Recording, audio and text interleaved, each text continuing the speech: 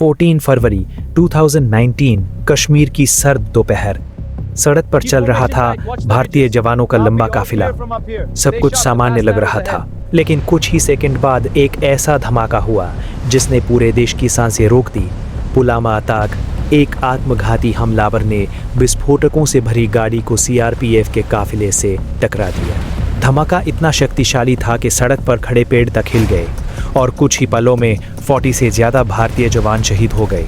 देश स्तब्ध था। टीवी स्क्रीन पर सिर्फ एक सवाल गूंज रहा था, अब भारत क्या करेगा? लेकिन उसी समय दिल्ली में साउथ ब्लॉक की इमारत के अंदर कुछ और ही चल रहा था।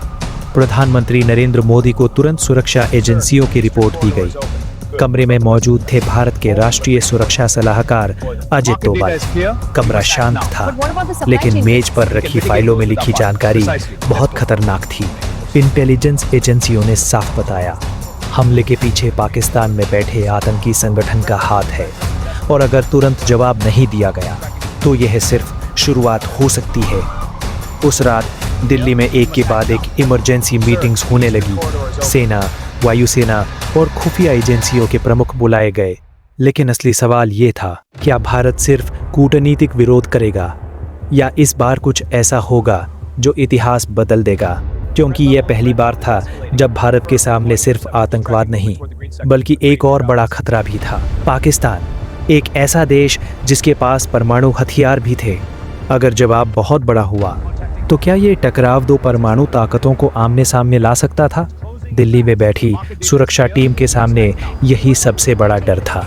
अगले कुछ दिनों तक देश को सिर्फ बयान सुनाई देते रहे, लेकिन पर्दे के पीछे कुछ और ही चल रहा था। इंडियन एयरफोर्स के बेस पर अचानक गतिविधि बढ़ गई। कुछ चुनिंदा पायलटों को गुप्त निर्देश दिए गए। मिशन की जानकारी सिर्फ कुछ ही लोगों को थी। यह ऑपरेशन इतना गोपनीय था कि कई वरिष्ठ अधिकारियों को भी पूरी जानकारी नहीं दी गई। इंटेलिजेंस एजेंसियां लगातार पाकिस्तान के अंदर की गतिविधियों पर नजर रख रही थी। सैटेलाइट तस्वीरें, फोन इंटरसेप्ट और जमीनी सूचनाएं, हर रिपोर्ट एक ही बात कह रही थी, अगर भारत जवाब देता है तो पाकिस्तान भी चुप नहीं बैठेगा, और अगर पाकिस्तान जवाब देता है तो क्या यह संघर्ष नियंत्रण से बाहर जा सकता था? दिल्ली में बैठकर रणनीति बनाना आसान नहीं था, क्योंकि यह सिर्फ बदले की बात नहीं थी, यह पूरे दक्षिण एशिया की स्थिरता का सवाल था। इसी दौरान एक गुप्त योजना सामने आई, एक ऐसा ऑपरेशन जो सीमित भी हो और संदेश भी साफ दे। लेकिन यह मिशन बेहद जोखिम भरा था, क्योंकि अगर कुछ भी गलत हो जाता, अगर कोई विमान गिरा दिया जाता या अगर हमला बहुत बड़ा माना जाता, तो हालात तेजी से युद्ध की तरफ बढ़ सकते थे। रात दर रात दिल्ली में बैठकर नक्शों पर काम हो रहा था। लक्ष्य चुने जा रहे थे, रूट तय किए जा रहे थे और हर संभावित प्रतिक्रिया का अनुमान लगाया जा रहा था। अजित डोभाल और सैन्य अधिकारियों के बीच लगातार चर्चा हो रही थी। क्या हमला सीमा के पास हो या पहली बार सीमा के पार गहराई तक? ये फैसला इतिहास में दर्ज होने वाला था। फिर एक रात जब देश सो रहा था, कुछ लड़ाकू विमान चुपचाप आसमान में उठे। ये था बालाकोट एयर स्ट्राइक।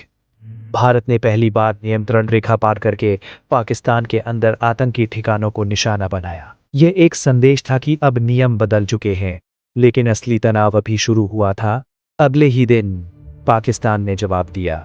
उनके लड़ाकू विमान भी भारतीय सीमा की ओर बढ़े। आसमान में लड़ाकू विमानों की आवाज गूंजने लगी। यह पल बेहद खतरनाक था। दोनों देशों की सेनाएं पूरी तरह सतर्क थी।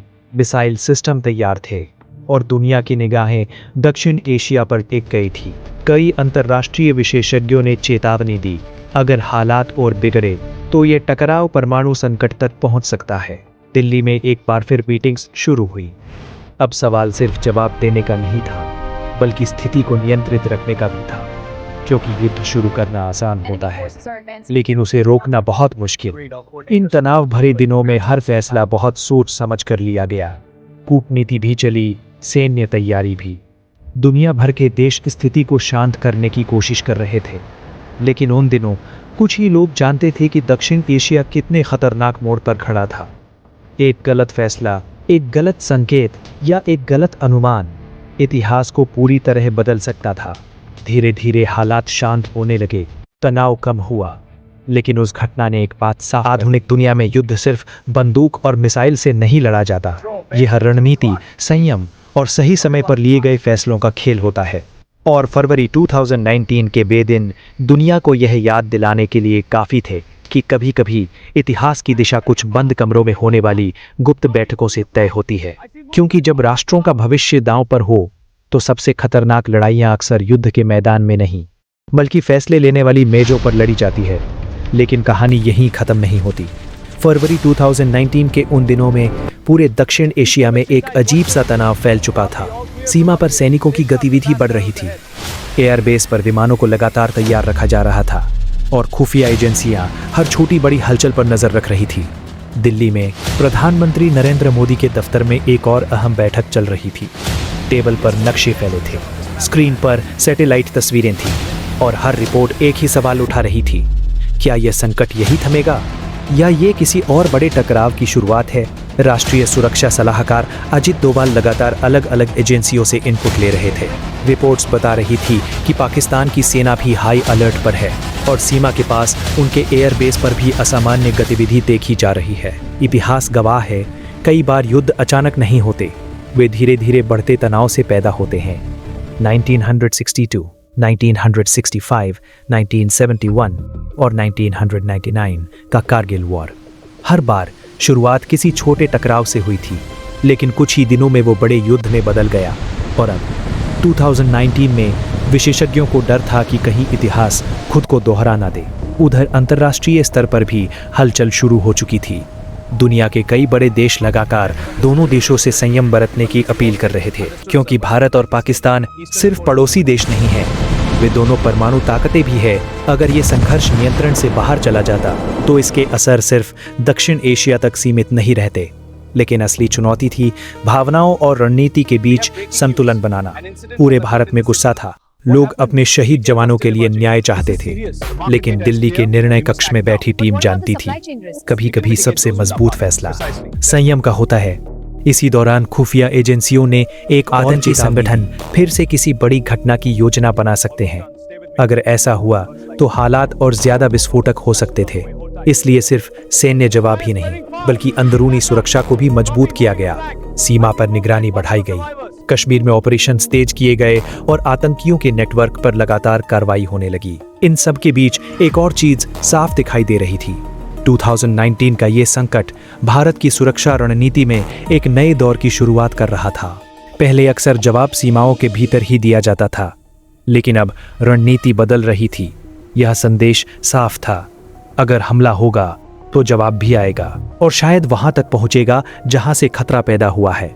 लेकिन यह भी उतना ही सच था कि हर जवाब के साथ जोखिम भी बढ़ता है, क्योंकि आधुनिक दुनिया में युद्ध की एक चिंगारी पूरे क्षेत्र को आग में झोंक सकती है।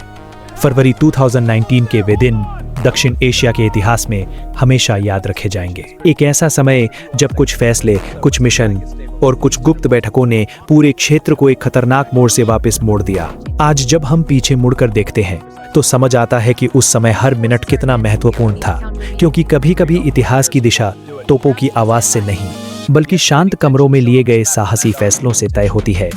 और शायद यही वजह है कि पुलवामा के बाद के वे दिन हमें यह याद दिलाते हैं कि जब राष्ट्रों की सुरक्षा दांव पर हो तो सबसे कठिन लड़ाई दुश्मन से नहीं बल्कि उस फैसले से होती है जो युद्ध और शांति के बीच की आखिरी रेखा तय करता है।